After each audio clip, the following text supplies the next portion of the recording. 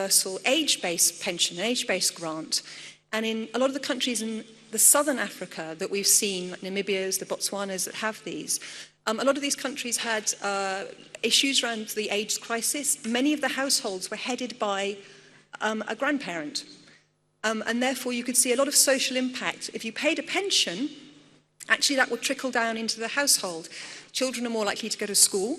There's a great South African study that shows the girls are actually 2 or 3 centimetres taller in households where the grandparent got a pension. But the question is, in countries like, say, Uganda, where I'm working, if you do a proper poverty study, where is poverty? Where are the most vulnerable? It may not actually be in the elderly. It may actually be in the households with vulnerable families, with small children. It may be the unemployed. And for example, in Uganda, some of the elderly who live on their own are actually some of the richer. So actually, if you target them through maybe a social benefit through vulnerable households rather than by age, maybe that's the way to get to the most elderly. I'm sure, Mr. Stover, you have many views on this, I think, too. But so the question is, I would just make you think, who are the vulnerable? Where are they? What's the most efficient way to get to them? Maybe it's a Bolsa Familia, rather than just this wave of having a universal age-based pension. I'm not saying it's wrong. I'm just saying you need to really think about what's the context of your country and what's the cost of this? Because again, you put this in place, it's going to be there for a long time. Next slide. Sustainability. The other big question is, when we have the coverage that we have in many African countries, as we've discussed, it's going to civil servants, formal sector workers who are at the higher end of the income. And again, you can be spending maybe the 1-2% of GDP it doesn't sound as much as the 10% plus we spend in Europe, but it's on such a tiny percentage of the population. So again, it's how you can make parametric reforms to ensure that these spending rates don't accelerate too dramatically while the coverage is still very low. And in many countries we've seen, next slide, the issue is that the demographics of the country, maybe this is Senegal, the demographics, the big bar here like this is the demographics of the country, which as we know is a very young country. Miriam here is an example.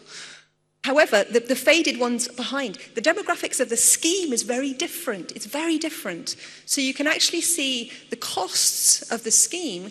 In some countries have gone from 0.5 or something in the 90s. It's already tripled to 1.5. So ensuring the parametric reforms that the schemes that exist are sustainable is very important. Before you move on to expanding the coverage broadly, you have to get what you've got, fix what you've got in your house. And again, Nigeria should be commended for really tackling these reforms early. Fix what you've got before you start then trying to roll out coverage to a much broader group. Next slide. And then for the last two, on security and efficiency, this comes to this debate, I think, about who should manage pension funds? Is it better? Is it publicly managed? Should it be privately managed? Big debate. This is an interesting survey done by my former colleague Anohu-Amazu. It's called a Transparency and Governance Index. And they looked at the governance of a lot of the social security funds. And I'm going to go and look at the ESA benchmarks as well. I'd be very interested to see your benchmarks too. And what you can see here is that some of the best managed pension funds in the world are public funds. Absolutely. We think about the New Zealanders, the Canadians, always held up as shining examples of good governance and good investment, etc. However, some of the worst managed funds in the world are also public funds, down the other end. And I would say it's interesting in the region. I'm sorry Elias has gone, because South Africa is right up here, for example, and Elias is a big part of that. Our colleagues from, I think, Sandile is here. Swaziland is a good example. Some of the funds actually rank very well. Namibia from the region. So what's important, what we've seen, I think, in moving to private management, as we were just talking about in the last session, it's done very well on security. And if you look at Latin America, a region that has governance challenges in the past, where you've moved to the private management of assets, they've actually been very secure. People haven't run off with the money. We've kept the money's been quite secure. And I think, as you say here, the custodians here, etc., have done a good job. So the private management, I think, has done a good job on the security side. Next slide. Where I think there's been more of a debate is on the efficiency. And that's because what we've seen, what we've really learned, is that pension competition, pension markets don't necessarily work in the same way as other markets, as you might think. And so I still debate about whether people are interested in their pensions or not. We will continue this debate. But what we see is that you think in an ordinary market, you have competition, you choose your provider, and that would make costs would come down and efficiency would go up. It hasn't happened. People don't engage. People don't look at the costs. And so the costs of the private management have actually stayed very high. And so what we've seen in terms of the regulatory trends is that you've had to have more of a sort of managed competition, either through cost caps or default funds, maybe defaulting people into lower cost funds, etc. But one of the things we've certainly learned across Latin America, Eastern Europe is the security has been good, but the efficiency of these funds in terms of the returns they're delivering has, not in all cases, but in some cases has been disappointing.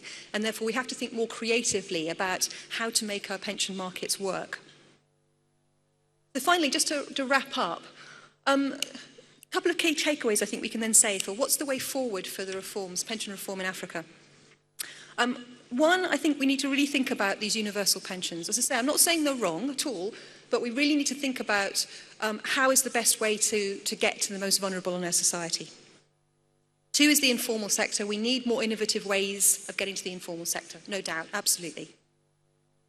Third, we need to carry on with the reforms in the public sector, of the public sector schemes. These are very generous schemes, a lot of them taking up very precious government resources. How you do the parametric reforms to control those, to give the fiscal space, to then extend coverage to more groups is very important.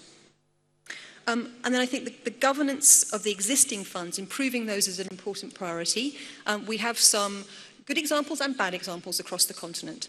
And in many of your countries, the Social Security Fund is the big pool of assets.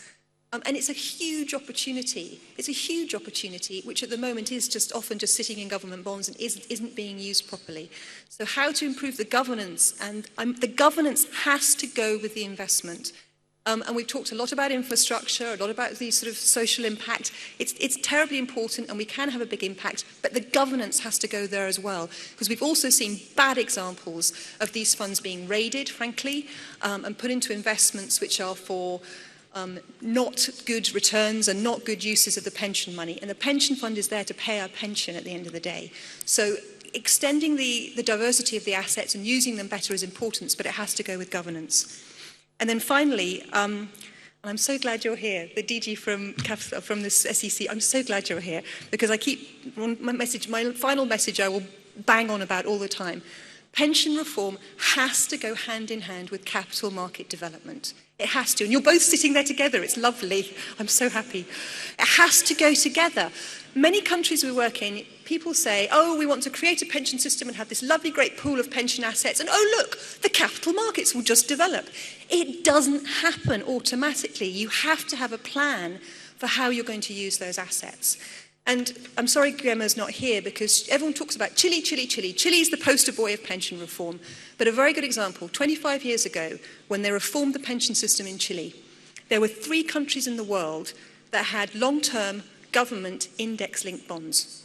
My country, the UK, USA, and Chile. They'd created the instruments for the pension funds to invest in. Infrastructure. So the pension funds in Chile, again, people have a lot of buy-in to the pension funds because they can see a road that says, this road was built by my pension fund. And people really like that. It's really important for buy-in. But they created the instruments. So the infrastructure bonds, what they did is they split it out. So you had a bond for the construction phase, and that was insured in some way to give the protection, and then a bond for the operating phase. So they'd really thought about what the funds need to get into these investments. So the last thing I would say is that please think about that at the same time. And as you develop the pension systems, think about the capital markets as well. So that's my very quick wrap up. And I'll make sure we get the presentation and the book to you as well. Thank you.